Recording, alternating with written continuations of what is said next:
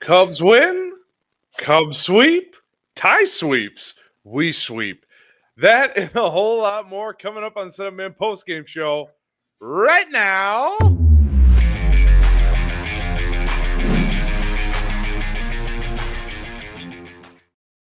You didn't tell me you were doing that bit, so I was like, oh, I guess he's just not starting the show. All right, let's get into the good stuff. Hello, I am Alex along with Ty, wrapping up our work week with a Cubs sweep. Oh, what a night it was indeed. We'll get to that in a second. But if you haven't already, make sure you hit that subscribe button, hit that like button, and hit that little bell so you get all the fun stuff that is going on at the Setup Man channel. Yeah, and do we got a show for you tonight. We'll talk about the game, of course. We'll talk about the sweep, of course. We're going to do a little standings update because now that we're officially 1/3 of the way through the season, we can talk standings. And we're going to revisit some Cubs offseason rumors and just wonder aloud, what if? What if the Cubs sign these guys?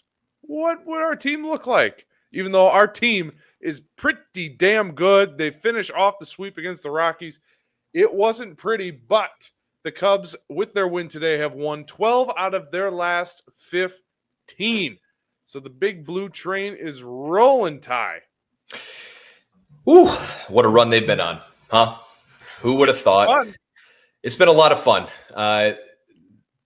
This team, from the transactions that have been made this offseason, we'll talk about some that we missed out on in segment B here later on. But Matthew Boyd. Matthew Boyd is going to see 5-0 at home, dude. Yeah. 5-0 at home. And that's one, right? Ryan Brazier tonight comes in clutch. Brad Keller.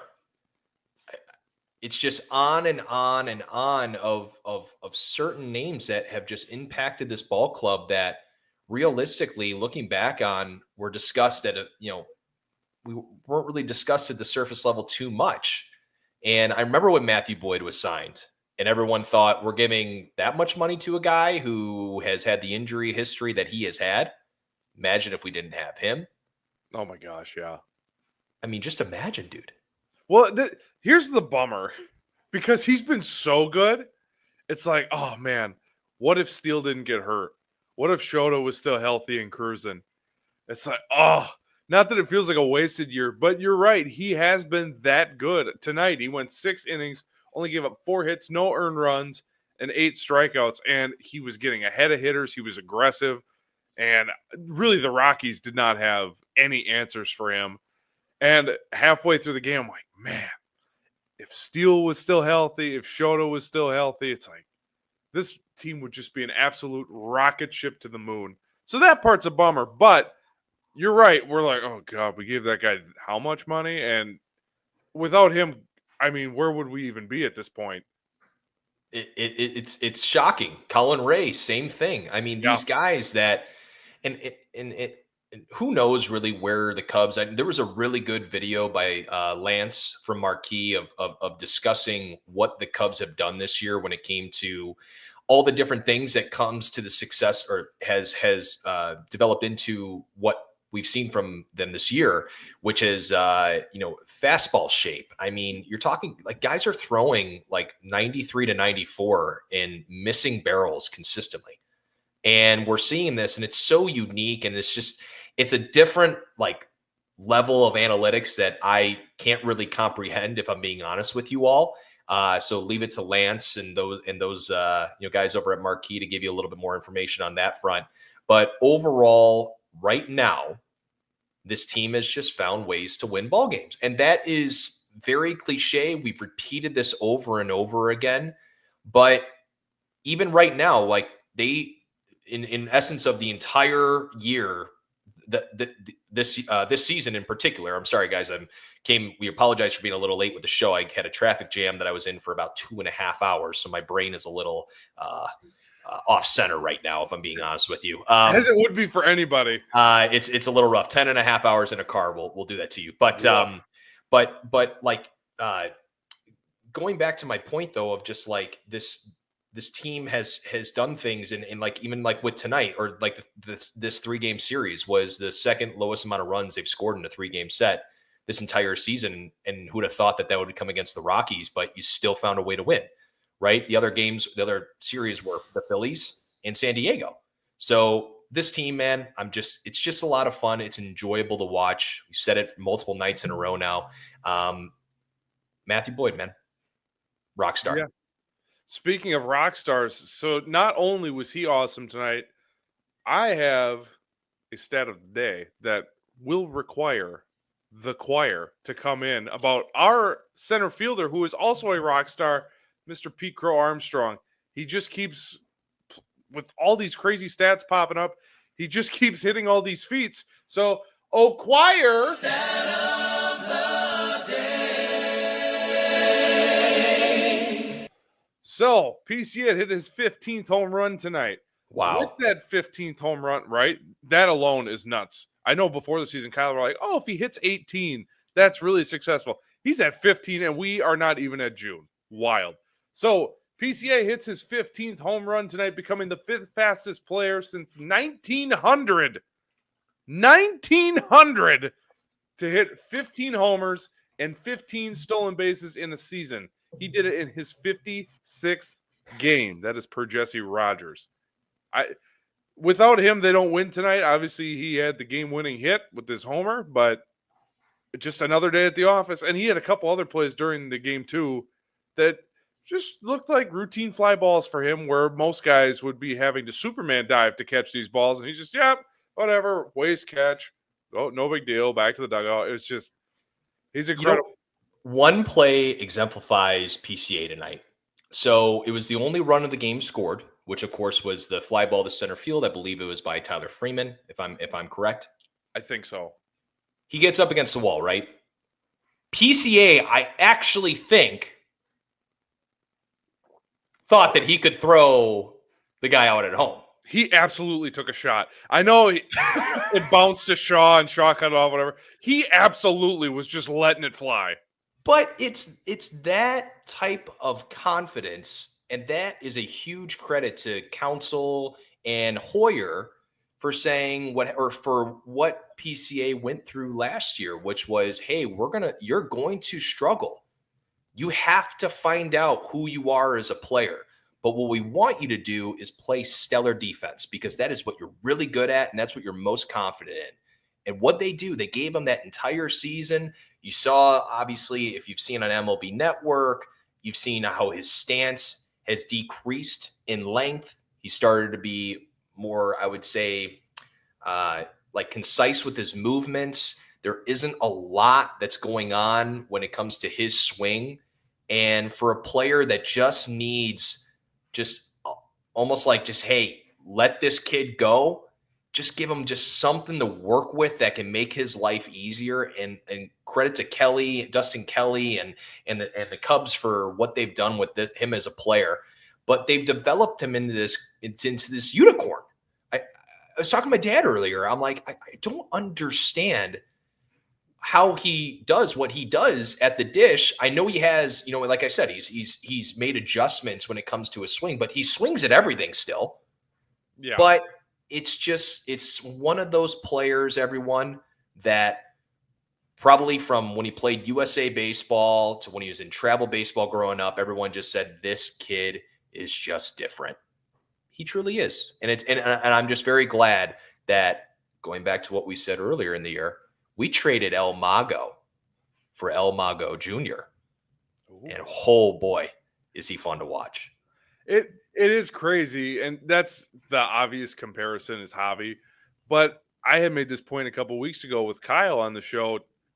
He's a way better bad ball hitter. Now, you will see highlights of Javi literally hitting a ball off the dirt, or there's a highlight of him throwing his bat at a ball that somehow ends up in center field. But PCA just seems to be a good bad ball hitter, which allows him to be such a free swinger. And even tonight, he worked a full count, and I was like, oh my God, he worked a full count. Like how, but if you were building a baseball player in a lab, you'd be hard pressed to find someone to not have any of PCA's traits. He's fast, amazing glove. Obviously, the power is there. We didn't think it was going to be this, but the power is there. He's got the power. He's got the speed to be the best in the National League. I mean, it's just... I know that was a dumb joke. I'm sorry. It's very so good. That was so good. I really enjoyed that. I really enjoyed that. You know what I also enjoyed watching, Alex? What would that be? I enjoy watching how this team won consecutively close ball games. Yes. Now, if it's against, better teams, probably a little bit of different results. Maybe you're going 2 out of 3, right? I'm not, I'm trying to be realistic here. But like you're talking about, PCA with his speed, Matt Shaw with his defense today was outstanding. Ian Happ is starting to come alive. These things are starting to sort of compile and building this lineup to where, holy smokes, 1 through 9 right now is deadly. And I didn't think that we would have this. And there is a lot of credit given to a guy like PCA. Like, he's added so much to this lineup, but the rest of them they're getting better every single day. And I just hope that we can at least have a little bit better offense this upcoming weekend. But again, you're just going to play down to your competition. But at the end of the day, good teams find a way to win. Yes. And there was a part of me that, especially today, it was a low scoring game, but I was wondering at one point, like, oh, this team's way better than this. I wonder if they're just coasting. You know what I mean? Like, it's just kind of like, it's the Rockies. We're that good. We can win. And I kind of felt that way. And now, granted, these are professionals, so who knows if that was actually the case. But hey, we said they should sweep. They did. No complaints here. So before we get to asking and pondering some questions from the offseason, let's do a quick standings update. We are officially 1/3 of the season. Or let me rephrase that. We are in the baseball season 1/3 of the way already, which is crazy. I still don't think I said that perfectly, but whatever. You get the point. Let's take a look at the standings. So your Chicago Cubs are in first place with a record of 35-21. Second place, the St. Louis Cardinals, who for whatever reason we just cannot shake. I thought this team was selling. They said they were going to be terrible. They are only 3 games back. They won again today in Baltimore. Milwaukee's won 4 in a row. They just swept the Boston Red Sox. They are 29-28, 6.5 back. And then you have Cincinnati, who comes to town starting Friday at 7.5 back. And then Pittsburgh, which, let's be honest, unless you're a Pirates fan, nobody cares. That's harsh, but that is the truth. All right, let's get to our fun segment. So there were a lot of rumors this offseason. Lord knows we did a lot of shows about what if they sign this guy? What if they sign this guy? So Ty and I are going to go in the Wayback Machine, and we're going to play a little game that we call Follow Me and ponder the question, what if? Yes, we're going to play a little what if. Was that a little dramatic? I wanted to post Dave's comment up, and luckily it got to join in on your little video that you created in art class. So that was pretty outstanding. I have to. Can I just give you flowers really quick? Your videos lately have been off the charts. Oh, well, thank you. Clips, videos, I just call them, segments. I just call them imaging. But okay, so the point of this segment, as I continue to be a diva and take all my flowers. Yeah, you can tell. All right, so there were rumors about several players, including two of which we are going to talk about. Tanner Scott being one of them, Alex Bregman being one of them. We're just going to ask the question, what would this team potentially look like if they ended up signing these guys? Because let's start with Tanner Scott. So Tanner Scott was rumored to be offered a 4-year deal from the Chicago Cubs before they were outbid by the Dodgers. This season, he has a 3.28 ERA in 25 games, 10 saves, only 24 and 2/3 innings pitched, 26 strikeouts. But here's the thing that really stuck out to me as I was digging through his game logs. The last 2 weeks, he's got a 9 flat ERA in 5 innings pitched, 5 earned runs. He's given up 2 homers, and he's only K'd 7. So as much as we wanted this lockdown closer and Tanner Scott, pay the moon. If he was a Chicago Cub right now, oh dear God, would we be so upset that they wasted money on Tanner Scott? Because especially the last month, he's been really bad by his standards. He hasn't been what they thought they were getting. And look, the Dodgers, of course, will make the playoffs, no problem. They don't need to necessarily worry about those things. But, when it comes to the depth side of things for the Dodgers, luckily they do have enough depth. But realistically, they've already lost Trinan. Kirby Yates is Trinan's on the IL. Yates is on the IL. And so even though they do have arms that can withstand sort of the blows that they've taken thus far, no team really needs Tanner Scott to do that to their ball club at this point because of the fact that he is their closer. And if you look at the Cubs, rightfully so, they did give him an offer that was pretty darn close to what the Dodgers offered, right? So obviously the Cubs did see value, of course, in Tanner Scott and probably saw some form of his profile that they could emulate, of course, with what they like to do with their pitchers, whatever that particular whatever that is per se. So it feels like that. Yes, would Tanner have Scott would that have been a very difficult situation right now for the Cubs? Absolutely. But could it just be that if you would have came to the Cubs, maybe he's not dealing with this just based on the fact of how good they've been with these bullpen arms that they decided to select and bring in, right? So it's hard to sit here and say, oh gosh, well, yeah, if we had Tanner Scott, what he is right now would have been awful. But I got to tell you, I tell you what, they've done things with some of these arms. And that's why I'm really intrigued by what they do with Genesis Cabrera, because I think that kind of relates a little bit where it's high velo from the left side. Like, how do you control that? They've been able to do that with a guy like Brad Keller with higher velo from the right side. So interested to see how they handle a guy like Cabrera, because I could see how that can sort of translate to what they would have done with Tanner Scott. But I tell you what, man, Caleb Thielbar, Drew Pomeranz, Brad Keller, Ryan Brazier already, geez. Names that you would have never put in the same category as Tanner Scott. I'm pretty happy. Well, and this is why I wanted to do the exercise, just because, yeah, maybe it is different. And the way that this bullpen has transformed for the Cubs in the last month, maybe it does look different. And that also probably means no Ryan Presley, but it doesn't look like there's been much of a difference. But you're totally right. The way this bullpen is transformed, it's almost like, maybe it was a good thing they didn't end up signing him and saved money. We don't talk about the deals that they don't make. We just like to complain when, we could have had that guy who's awesome, which is why I want to go through this exercise, because while Tanner Scott, maybe that was a good thing we didn't sign him, there were a lot of Alex Bregman rumors, which is the next guy on the list.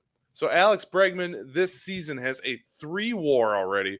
He's currently injured, but on the season he's hitting .299 for his batting average.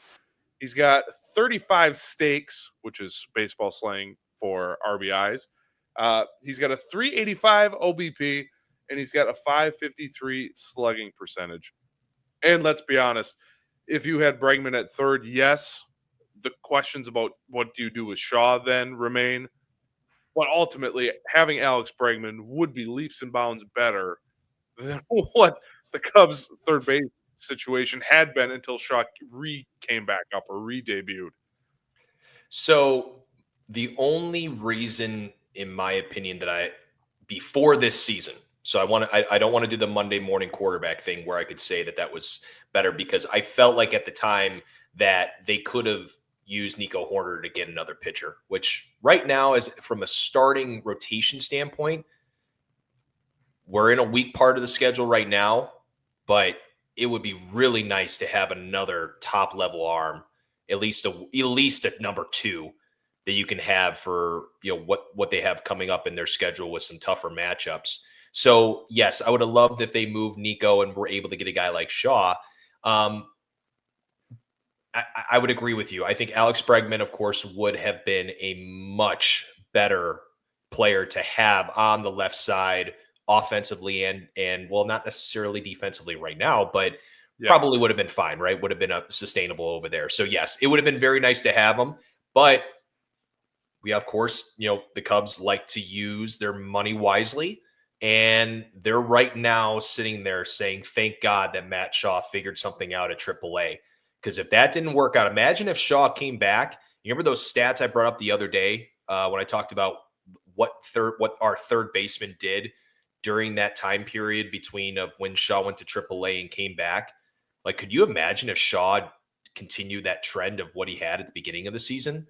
Like, we'd have been screaming as to why we don't have Alex Bregman. So the Cubs organization is probably is likely sitting there saying, we finally figured it out with Shaw, because we could have been in some deep waters coming into, after, I would say, this pan of the weaker schedule against these tougher teams, because that could have gotten pretty ugly. So overall, to answer your question, I know that was a little long-winded. I would love to have Alex Bregman and use Nico Horner as an asset to get something else, or even Matt Shaw. But man, that would have been a lot of fun. Well, and while PCA has been doing fine in whatever place in the batting order they have him, this team doesn't really have a natural 4-hole hitter. I tell you, or even if they move Seiya down to 4 and Bregman was 3, that lineup now, in hindsight, of course, looks really scary. But obviously, things seem to be working out with Shaw. So the only reason we're doing this exercise is to show and prove the point of, some of these signings don't necessarily matter. And maybe some of the moves that they make were the right call. For instance, what if, the final one for today, what if the Cubs would have just kept Cody Bellinger, and by doing that means they also would have kept Isaac Paredes, because there's no deal for Kyle Tucker if they keep Cody Bellinger. Again, we're playing in the multiverse. We're just having fun with hypotheticals. So somewhere in the multiverse, let's say they don't get Kyle Tucker and Cody Bellinger is still our right fielder. Cody Bellinger on the year has a 1.6 wins above replacement. He's batting .262 with 32 RBIs, 8 homers, a .330 on-base percentage, and a .464 slug. So for Cody Bellinger, he's pretty much the same guy that he has been for the last couple seasons. As for Isaac Paredes is a 2-flat WAR. He's got a .270 batting average, 11 homers, 31 RBIs, 371 on-base percentage, and a .480 slug. Now, Isaac Paredes, we talked about it when they traded him for Kyle Tucker. His numbers are going to inflate a little bit because Houston, it's not Minute Maid. It's not the juice box. Well, the Crawford box is. Yes, I don't know what that stadium's called now. They just changed sponsors. But we knew his numbers were going to look a little better in that ballpark. So the fact that he's got a 2 WAR already. But those two guys, if they were here, this team, in my opinion, probably is a lot closer to 500 than what they are now. And that's no disrespect to either of those two players. It's just more of, when they got Kyle Tucker, and this isn't new information, it totally transformed that lineup. And I don't know what Kyle Tucker's WAR is at the moment, but I can guarantee you it's probably somewhere higher than both of these guys, maybe even combined. Well, not combined, because PCA, I believe, has a 3+ WAR. I'm not sure off the top of my head. The point being, Kyle Tucker, good. The other two guys, average, is my overall point. It just goes back to the point of you add a superstar to your lineup and that changes everything. Yes, that's a more eloquent way to say it. The impact that you can look at stats and all those different things, right? Obviously, the Cubs have been much, much better with Kyle Tucker, but you start to hear from like inside the clubhouse, right? Like, oh, like we get to see what he does on a day-to-day basis, right? Oh, like for Seiya Suzuki, now I don't necessarily need to be the top guy. I can take a step back and start to see pitches that, oh my gosh, he did not see it at all last year. So overall, it's we needed a superstar. You need a superstar in this game to be successful. I mean, even thinking about like the Cleveland Guardians, who everyone thinks, oh, like they're penny pinchers, like they have Jose Ramirez, right? Yeah. Like some of these teams, even these like teams that don't have a lot of cash or don't spend a whole lot, you still need some form of superstar. Detroit Tigers, like Tariq Skubal, like that's the type of guy who can win you 2 ball games in the wild card in the playoffs, right? So wherever that is on the diamond, when it comes to superstar level players, they do so much for you from an organizational standpoint, or from it's not organizational standpoint. I'm sorry, but like from your lineup construction. And it just, again, and the last thing is that it builds confidence in the rest of the lineup that there is a guy that can help carry you if we really need him to do so. But they've done a good job of constructing around that lineup to make it where like 1 through 9, it's a difficult at bat every single time. Yeah. And not that when Cody Bellinger was hot, yeah, that made a difference in the lineup. Isaac Paredes, it was never going to work in Chicago. We've made that point before. It just between the field, the wind conditions, and the fact that he just didn't seem to handle playing at Wrigley very well, it just was never going to work. Bellinger, on the other hand, part of me was curious, just because Michael Busch with his struggles lately, it's like, oh, what if they would have traded, say, Michael Busch and kept Bellinger for first base? I do wonder what that looks like. I know the money wasn't there, and that's a whole other conversation. But again, somewhere in the multiverse, maybe that does happen. But yeah, it's just a fun exercise to go through. And Lord knows there's a hell of a lot more guys out there that we didn't have a chance to talk about tonight. But these were the 3 bigger names. Like, what do they do with Bellinger? What do they do with Bregman? What do they do with Tanner Scott? Well, Tanner Scott, they never really had a shot because the Dodgers said, well, we're just going to keep outbidding you. Bid $500 million for Tanner Scott. We're going to bid 505. Like, that was just the nature of the beast. But just a fun exercise to wonder where these guys are now, how it affects our team, but who cares, because our team is really freaking good.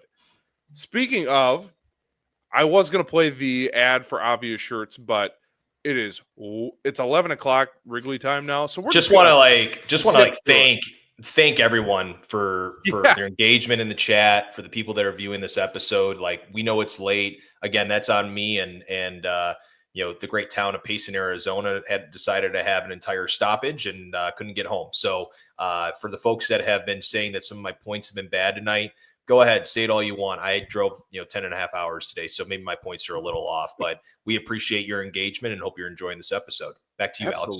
Absolutely. So we're not going to play the ad tonight. If you want Setup Man swag, go to our friends at Obvious Shirts. They will hook you up. So let's wrap up our work week here with a preview of what is to come this weekend. So Cubs will be facing the Reds again, this time at beautiful and historic Wrigley Field. The Cubs have yet to announce their probable pitchers. Just based on math, it will be some form of Colin Ray, Ben Brown, and Jamison Tyone. And for the Reds, they have announced it. So for Friday, Andrew Abbott will be going for the Cincinnati Reds. His last outing was against the Cubs. He went 5 2/3, gave up 6 hits, 1 earned run, 2 walks, and 2 strikeouts. So pretty darn good. Saturday, we will face Nick Lodolo again. Last time on 5/25 when he faced the Cubs, he went 5 innings, 6 hits, 3 earned, 2 walks, and 6 strikeouts. And then Sunday, a guy they did not face in the last series, Nick Martinez, will be going for the Reds on Sunday. Season stats are he's 3-5 record-wise. He's got a 3.48 ERA, 64 in a third innings pitch, and 45 strikeouts. So this Reds pitching staff is for real. They do avoid Hunter Green, who I believe went tonight in Kansas City. But another tough test against these division opponents who, let's face it, You kind of embarrassed last week, so they're going to be coming with all they got. So, what are your expectations for the weekend?